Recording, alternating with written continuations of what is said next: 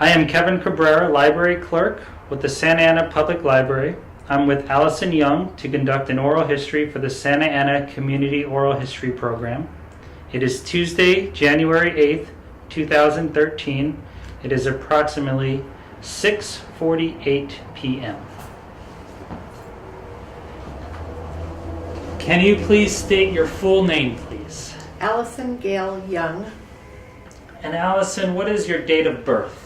November 19th, 1952. And where were you born? Chicago, Illinois. Chicago, Illinois. Okay.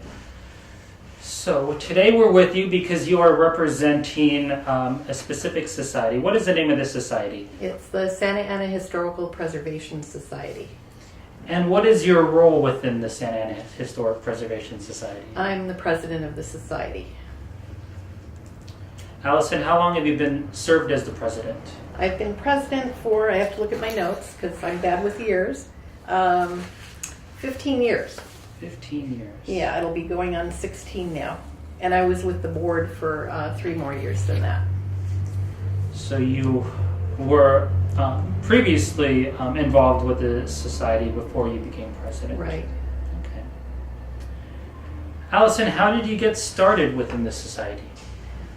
When I moved to Santa Ana, I knew I wanted to get involved in history because I got a background in history and archaeology.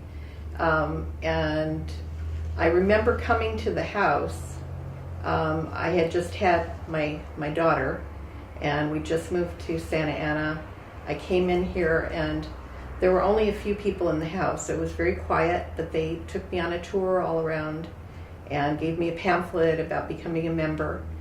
And I knew that it was something that I wanted to get involved with. I'd been away from history for quite a while. So when my daughter was a little older, I just called up and said, "Are you looking for board members?" And they said, "Sure." So it was very easy. Huh. How long has the Santa Ana Historic Preservation Society existed? Let me think. I'll have to look at my notes again. Again, I'm bad with years. Started in 1974.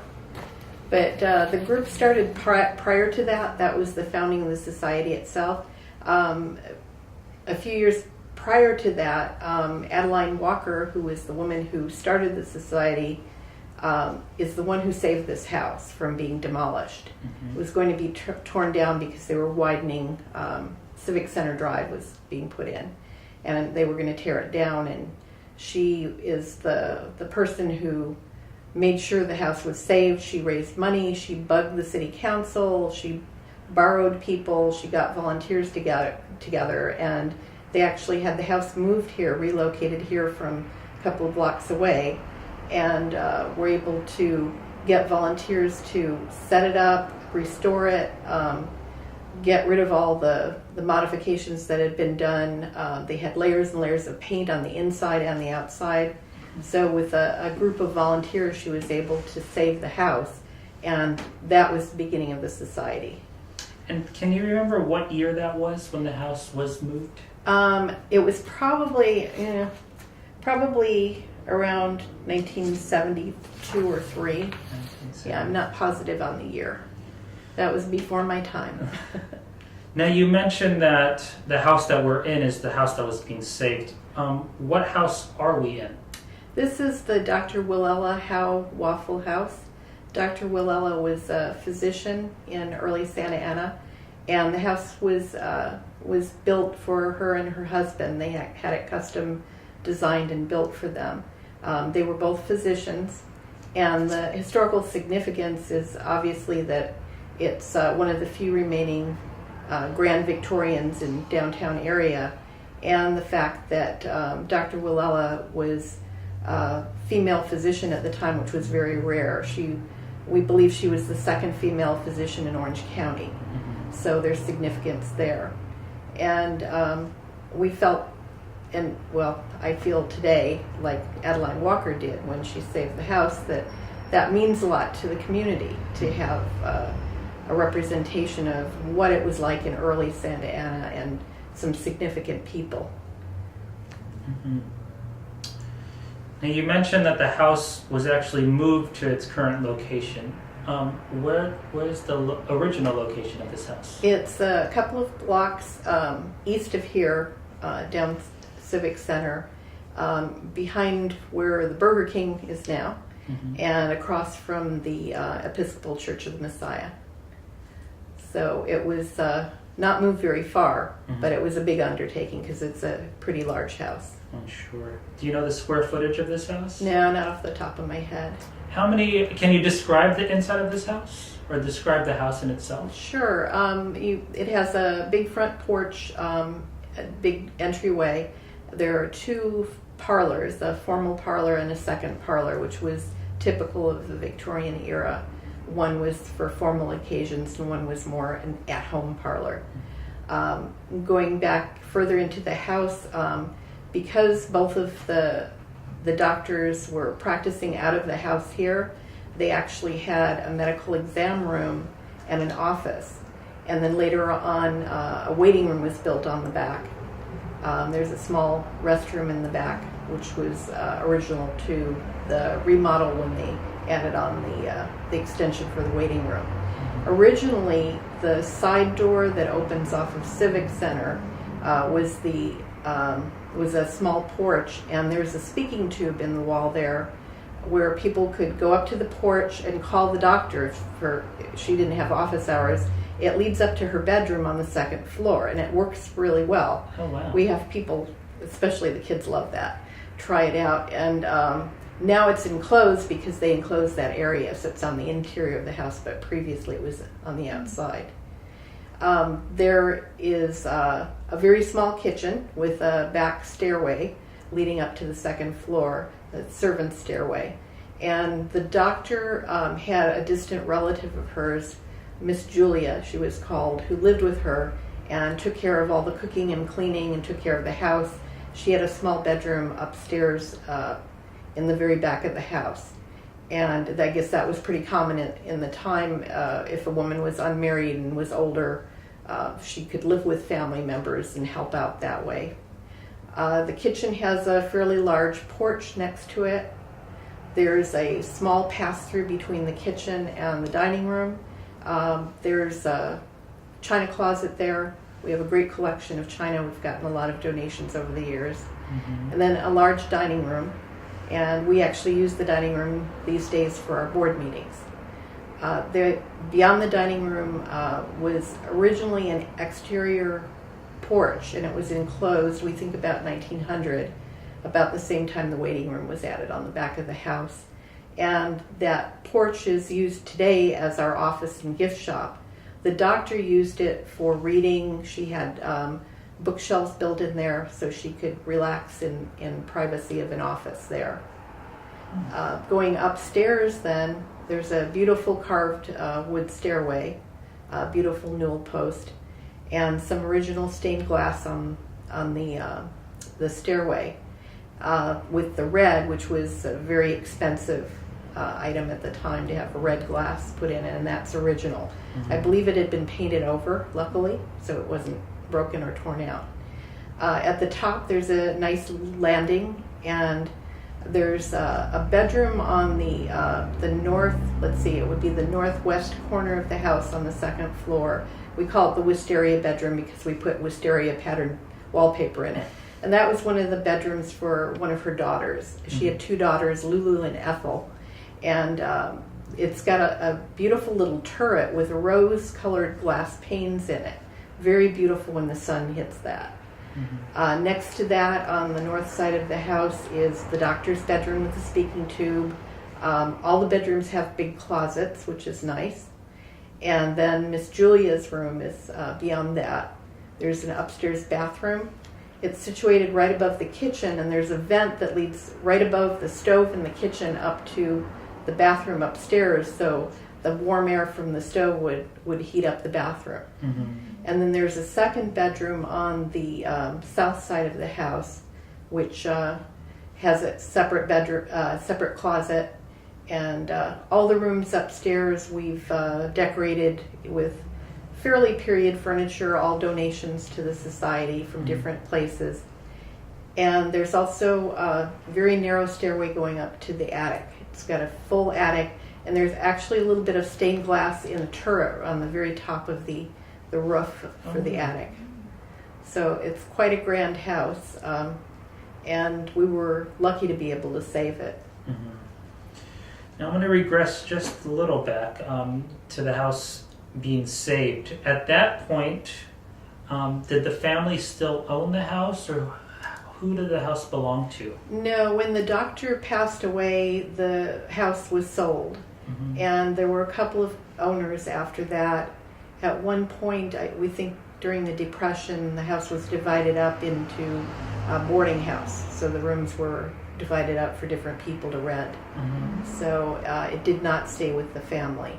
The daughters moved to Los Angeles, and I think that's probably why they gave up the house. They didn't want to live in this area. Mm-hmm. I don't know if their husbands had business in LA, but there are a few family members every once in a while we come across. But one of the things that we kind of regret is that we don't have very many of the doctor's belongings to put back in the house. Mm-hmm. We do have 2 items that I know for sure belong to her. One is the revolving bookcase that's in this room, and the other is something that was given to us. It's a small candle holder, and to save money on gas fixtures or electric, quite often people would use candles instead in the evening to go up to bed.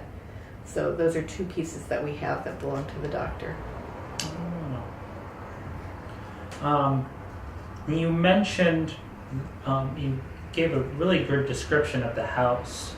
Today, what is the house used for? It actually is owned by the city, and it's leased on a long-term lease. It was a 100-year lease. Now it's probably 98 or so. Mm-hmm. We lease it from the city as the society, and we have full control over what happens to the building, how it's used. The society was founded by Adeline Walker with the word preservation in the title, because she started it because of preservation, to preserve the house. And in the bylaws, it actually states that our purpose is to preserve different structures or trees or monuments or whatever that have something to do with the history, local history. Mm-hmm. So we've really tried to live up to that. We've made a couple of additions to the mission statement and the bylaws since the time Adeline Walker wrote it, including more things. And that's one of the areas that I think we've really excelled in over the last 10, 15 years, that is helping out in preservation efforts. We've done a lot of work. We started out with salvage efforts even. We had a building on Broadway, no, it was on Main, sorry, that's no longer there, down by the Bowers Museum. It was called the Simonson Building. It was a shop downstairs, and upstairs was a beautiful house. It was sort of like a wedding cake almost, Mediterranean style, beautiful tile roof, very nice apartment upstairs. We were trying to save the house. It was going to be demolished for another structure to be put in. And, we got volunteers and tried to find somebody to buy it. Nobody wanted it, especially with it had actually been built that way rather than be a house that was remodeled. It was built to have a shop downstairs and the apartment upstairs. So the next best thing was we got permission to salvage the interior. So we pulled tiles off the roof, we took fixtures, we took doors, everything that we could save. And we were allowed to do this by the city gave us permission. And we could save those pieces and sell them or do what we wanted with them. That was sort of the beginning of a relationship with the city of Santa Ana, where the next year they actually created a formal contract with us so that if they had any buildings that were city-owned that were going to be demolished and they were over a certain age, we would get first rights to salvage. So we've continued that effort, but it's been very difficult. It's hard to get volunteers to go into some place and do the hard work. You're using crowbars and hammers and all of that, and pulling things out. And some of the buildings are, dirty and bug infested and that sort of thing. But we really wanted to save what we could to get it back into the community.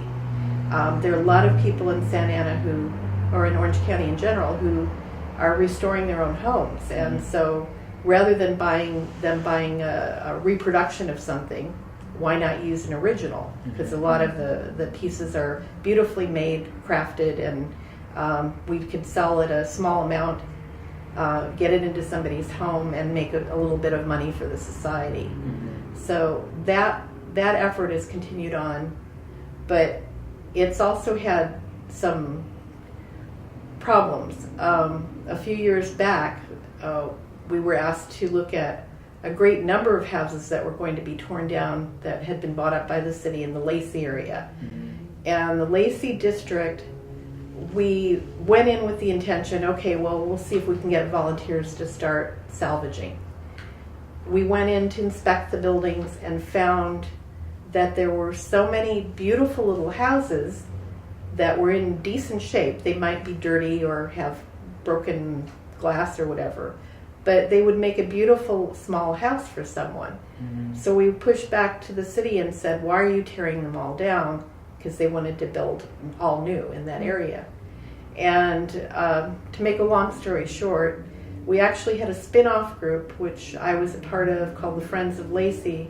We ended up suing the city to stop the development, because we wanted at least part of these homes to be saved. And we filed 2 lawsuits, and we actually won. So you can fight City Hall. It works. And we were able to save, I believe, was it 10 buildings. A couple of them they actually moved onto an open spot, so they're all sort of centralized. And we got them to fund some grant money for people in that neighborhood to do restoration and upkeep on their homes. So I think that's been quite a success story. It's unfortunate it ended up in a lawsuit, but and that lawsuit was actually funded not by the society, because we have very limited funding, but it was funded by Heritage Orange County, which is another preservation group in Santa Ana. So we were very fortunate to have a very good attorney, and we persevered and were able to save a good piece of Santa Ana history. So right now they're doing work to restore the houses we saved, and hopefully some families will move in there and enjoy the history. Now, you kind of touched on this, but what is the mission of the Santa Ana Historic Preservation Society? Well, as I said, part of the mission is that preservation element. Our sort of unspoken mission is also to preserve the house and to educate the community. And I think we sort of added language to that effect into the bylaws in recent years. We want people to come through the house and see it, so we have open houses. We want people to learn that there's value in old buildings, the beautiful architecture. And a lot of people come through here and they'll see something and say, oh, I remember my grandmother's house. So there's a nostalgia element to it as well. But we really feel that Orange County has lost so much over the years that part of our reason for being is to get people to recognize the value. The open houses, we try and do themes to get people to come back in the house, even if they've been here before. Right now we're decorated for the holidays. We always have a big open house that's free to the community. Our open houses are every other month on the first Saturday. And because we have no paid staff and we have no funding stream, we are dependent on volunteers. So over the years, as volunteers come and go, we do more or less with the house.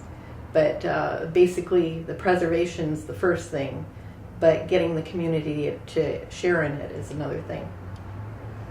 That kind of leads me up to my next point now. You mentioned that you have open houses. What other things does the Preservation Society do to connect with the community of Santa Ana? Well, one of the biggest things we do, and one of our major fundraisers of the year is our cemetery tour. And we've been doing that for, I think it's going on 17 years, 15 years, 16 years, that's right. We started that by having it as sort of a spooky Halloween theme, where we had people like dowsers and psychics and stuff come to the house here, and then had people drive over to Fairhaven Cemetery, and we had some people dressed in costume who represented different people from Santa Ana history. We actually had great support from Fairhaven. They decided they didn't want it to be a spooky thing because they want their location to be known as a family friendly, and it's actually an arboretum in there, all the beautiful trees. So they actually support us with funds, and they allow us to have a Saturday in October where they pretty much close down business. They don't have any burials that day. And we have developed into a very elaborate cemetery tour where we have actors who are costumed. We write scripts for them. The theme is different every year, and they represent people that have some significance in local history. We have groups of people that are led by tour guides through the cemetery outdoors, and they meet these people from history. So it's been quite successful, and even in the hard years when we had fewer volunteers, we just couldn't give it up. So that's one of the things that we really enjoy, and I think the community really likes it too. Has there been one particular year that you've done the cemetery tour that you've enjoyed the most? Let me think. Well, I wasn't as involved in that one. I enjoy being involved in it. I actually write some of the scripts myself. But the World War II tour that we did, we were able to get funding to get costumes, actual World War II type costumes. We had a USO set up with singers. It was lots of fun. And there's so much history there. And you said that you have you pick a different theme every year. What goes into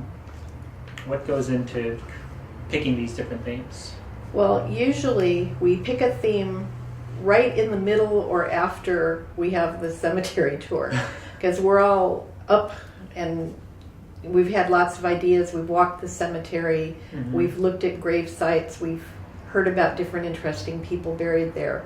And so we'll say, what if we were to do this? And we'll just sort of brainstorm. Luckily, we haven't had to repeat. We've had a couple of scenes that we've rewritten and had the same character in, but the themes have been different every year. We've done place names in Orange County. There's a ton of things you can do with that because there's so many people buried there that have a street named after them or a city named after them. And the other fortunate thing is that we were able to connect up with the Orange County High School of the Arts. And for the last, I think, 6 or 7 years, they have supplied the majority of our actors. Prior to that, we had to try and find adult actors around the community or small theater groups and convince them to work with us, because obviously we can't pay. So we've developed this relationship with the high school, and they supply actors, actresses, and the tour guides for us, and they really love it. It's a lot of challenges have arisen lately, though, because they've also now got middle school with the arts, and so a lot of the older high school kids in the acting classes there are already reserved for plays they're putting on. So we get younger and younger actors. So sometimes it's very interesting, especially when they're not exposed to history at all. You have to tell them how to pronounce a word. You have to explain to them why people dressed a certain way in 1900 and what World War I was about. But it's a good learning experience for them too. I'm sure it is. Now that you've got me in the cemetery tour, can you think of someone who's historically related to Santa Ana that's buried there, and maybe give a story about them? Let's see. I wrote a couple of scripts the last couple of years. Let me think who would be interesting. There's one lady, I didn't write this script, but it's just a hysterical story. She was a chicken sexer in World War II, and everybody went, what the heck is a chicken sexer? But they actually needed people to tell the sex of baby chicks so that they could tell whether they were going to let them grow or, that kind of thing. So, for food. And World War II, they were short of people. I guess it used to be a mainly male occupation. This one woman did it. We wrote a script about her, and we actually had some live chickens in the scene. It was great fun. How funny. Do you remember her name? Not off the top of my head. But Are there any other type of events that the Society puts on for Santa Ana? We have done in the past, we have done progressive dinners. We have done home tours. For years, when I first joined the Society, we had a partnership with Tustin Historical Society, and we did joint home tours. And that sort of faded away over the years. Problem with the home tours is that a lot of people don't want to show their homes because it's a lot of extra work cleaning up and making sure it looks all beautiful. So I'd love to do an apartment home tour because we've got some great vintage apartment buildings, especially down Broadway. And we've thought about that over the years, but nobody wants to do the work. So we partnered with the Assistance League also. They put on a tour where they had different buildings that they had people go to. It was a fundraiser for them, and they used the house for one of the locations, and we let them use some of our scripts from cemetery tours. They supplied students for the actors for that. So that was a lot of fun. Very nice. We did a foodie walking tour last year. That was fun. Can you explain that? We've been doing architectural walking tours of downtown Santa Ana for a number of years, and one of our board members decided that it would be fun because there's so many restaurants down there to try and do one that went to the different restaurants in the different historic buildings. And it was very successful. We did it on a weekday, and I think it ran over by like 3 hours, but everybody was having a great time. And the restaurants downtown thought it was a great idea. So we may try that again this year. I think you should. That sounds great. I would like to participate in some food. Are there any current projects the Society is working on now? Oh, lots of projects. We always have new projects.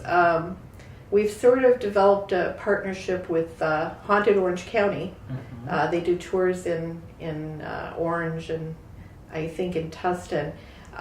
We've done a couple of joint events with them.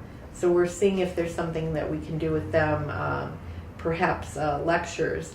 One idea that we had that we might partner with them on is a Poe Day, Edgar Allan Poe Day here. And we'll probably do it in late spring, and thinking about having people in different rooms dressed in a period Victorian costume, reading poems or parts of stories, and have a lecture about Poe himself and his background. So I think that'll be a lot of fun. Any other projects? Well, we're coming up to our retreat. We do an annual retreat. I started doing that about 10 years ago, where we take a Saturday in January or February, and the board members just spend a whole day together planning out what we want to do for the year. And so we always come up with interesting new ideas that way. A lot of them are centered around doing different themes for open houses. We did a Victorian magic show last year from a gentleman who actually has researched Victorian magic. So he actually talked about the period, not just doing a magic performance. That was very interesting. Oh, nice. Now, I understand that there have been a few books published through the Santa Ana Historic Preservation Society. Can you speak about some of these books that have been published? Yeah, we have a number of books. One of the most prolific authors is Guy Ball. He started the ball rolling, so to speak. He was our treasurer for years and years, and just recently retired from the board a few years ago. He hooked up with Arcadia Press, who produces basically photo books. So he did 2 books, one of postcards of early Santa Ana and one of photos of early Santa Ana. So they're great, wonderful books. People love them because you just look at the pictures, there's some minor text there. And then he inspired another board member, Roberta Reed, to write a later picture book of Santa Ana. So I think she took like the 1930s to current in her book. We've also done smaller books. I actually did 2 books, one of propaganda posters of World War II. When we did the World War II cemetery tour, that came out at the same time. And a couple of years back, I did one on orange crate labels. I hooked up with 2 people who actually had really good collections of local orange crate labels. So it was Santa Ana, Tustin, Orange, those areas. And that one's a photo book with some information about the history on orange crate labels. So we've done one on Civil War. A former mayor, Gordon Bricken, wrote that one. Surprisingly, there were a lot of the founders of Santa Ana had been in the Civil War. They'd fought on both sides, and at the time, that was a huge social thing. After the Civil War, there were these very elaborate social groups that formed for both the North and the South, and they would have picnics and different events and lectures, and the acrimony, I think, faded after a number of years, so they did things together then as well. But so many of the founders of Santa Ana were Civil War veterans. A very interesting period of time, and Gordon had been doing research at Fairhaven to see all the Civil War veterans who were buried there, and there are a lot in Santa Ana Cemetery, and some in Fairhaven as well. So his book is about some of the notable Santa Ana people who had fought in the Civil War. Oh, wow. Yeah. Are there currently any books in the process of being published through the Santa Ana Preservation Society? Not at the moment. However, Roberta, who did that second Santa Ana book, is threatening to work on her book about the fire department. Her father was a firefighter in Santa Ana, and so she has lots of photos and things. So she may put that together. She just finished graduate school, so I think she wanted to take a break, but I think she'll probably do that one. Is there any relationship with the fire? How did that whole process going now that Santa Ana Fire Department is now part of the county and they had a museum? How has that transition been? Yeah, that's actually one of the preservation things we're involved in right now. We're in negotiations right now with the county to allow us to take over the fire museum. There's actually a fire museum in existence. And because they don't have a nonprofit status, the Santa Ana, I guess it's the Benevolent Association Fire Department, they don't have a nonprofit status. They are going to allow us to take over the running of the fire museum. They're giving us permission to leave the museum where it's at the fire station. And we're working out the details right now. We've been working on that for the last 6 to 8 months. And of course, Roberta's involved in that heavily because of her family connection there. But we have a lot of our board members involved, and I think it's going to be very successful. So that's another thing that, when the fire department ended, the Santa Ana Fire Department ended, a lot of people were worried what was going to happen because a lot of the artifacts in the museum had been donated by local people, and they didn't want them to be tossed or put in a basement somewhere. So we're very fortunate that the county is willing to talk to us about that, but we're real close to that. So 2013 we're definitely going to have that opened as part of Santa Ana Historical Preservation. It's a little daunting to think about that because we're so used to having one location and to have 2 museums and all the work that goes into that.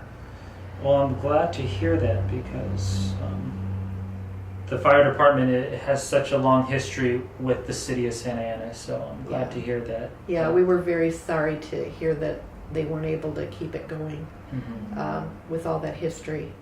In fact, one of the first exhibits that I put together here for the society was on George Peters, who was the first county recorder in Orange County, and he was also a volunteer fireman.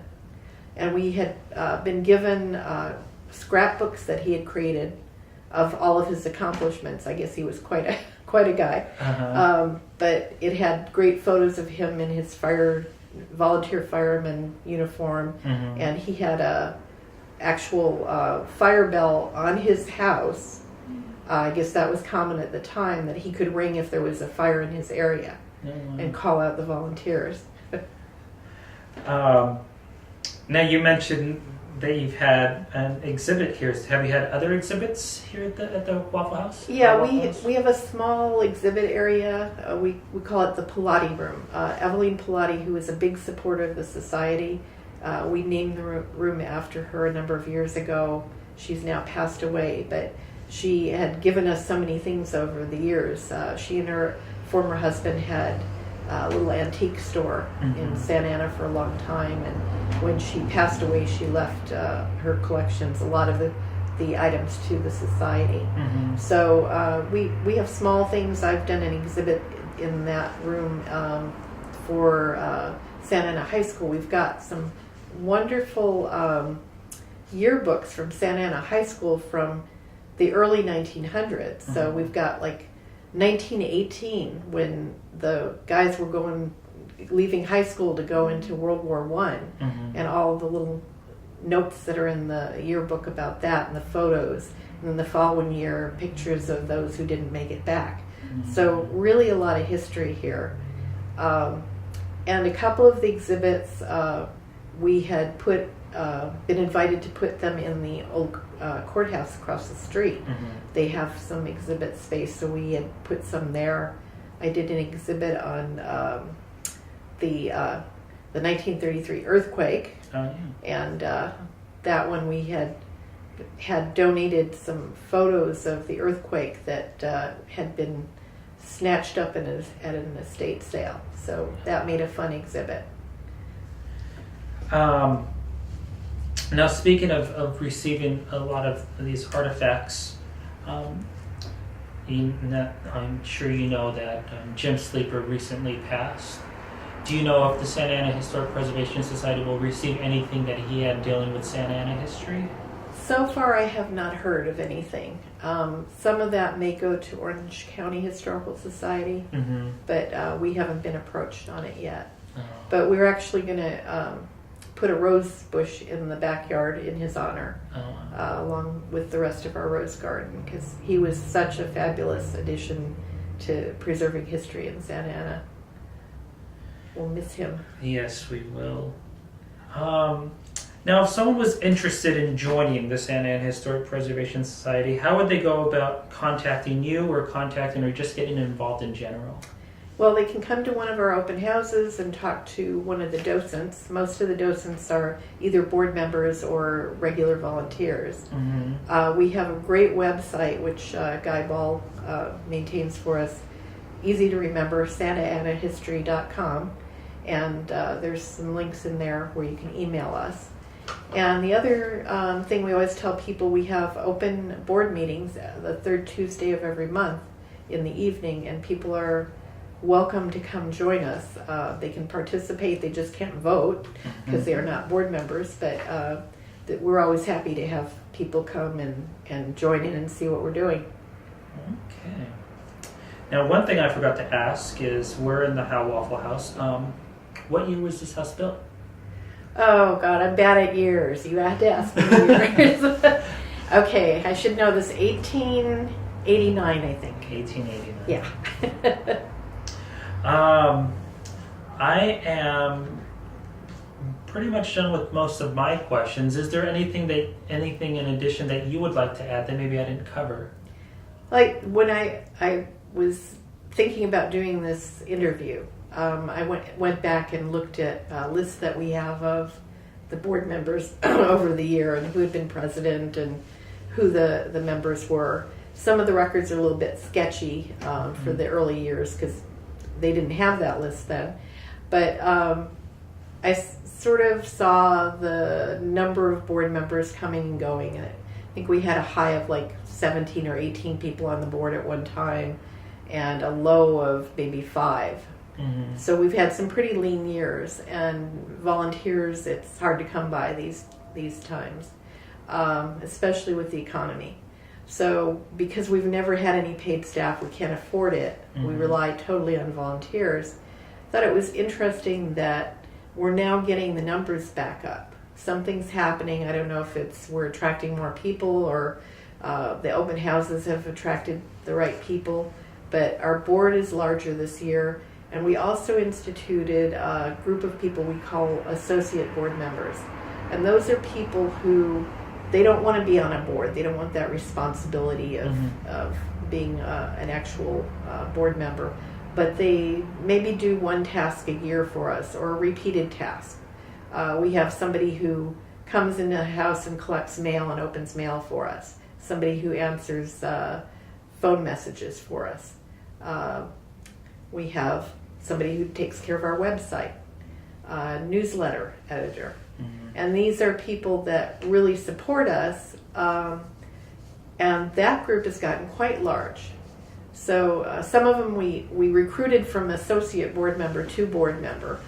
But I think the idea that we have people that we have a real relationship with, it's really helping the society keep up with what we need to do. Mm-hmm. The other thing I wanted to mention is going through the different years. I remembered what it was like when I came on the board those first 3 years, and it was an exclusive little club I was in, and I sort of felt like an outsider at first. Mm-hmm. Over the years, after the house was preserved, and I've talked to people who were previously on the board, Mrs. Walker was really concerned about having the public in the house because there had been so much work and effort put into restoring it. Mm-hmm. So there were years when the house was just closed up. They just maintained it and nobody ever came in here. And when I came on the board, some of those people were still on the board that had that attitude that, well, we really need to protect everything. Mm-hmm. And other people on the board, myself included, felt like we wanted the house to be shared with the community. We wanted people in here. We realized there's wear and tear. We realized there are accidents happen and etc. There are antiques sitting out here for people to touch. Mm-hmm. But we thought it was worth the effort. And so over the years, we've opened the house more and had more people share it. And I really think that that's gotten more people interested, not just in nostalgic things or the house itself, but in history and preservation. Mm-hmm. And we've done so much in that effort. I think that's one of the main accomplishments that we've had. So I'm very pleased about that. Now I'm also here with Jackie, who's a tutor at the Santa Ana Public Library. And if you have any questions that you might want to ask, or any questions, you may ask Alison right now. No, I don't have any questions. Okay. Okay. Well, I thank you so much, Alison, for allowing me to come in and interview you for, this is our way here at the library of being able to preserve some of Santa Ana history. And your stories are great, and we really appreciate what you and the Historic Preservation Society does for the city of Santa Ana. And we wish you luck and continued success. Thank you very much. I enjoyed it. Thank you very much.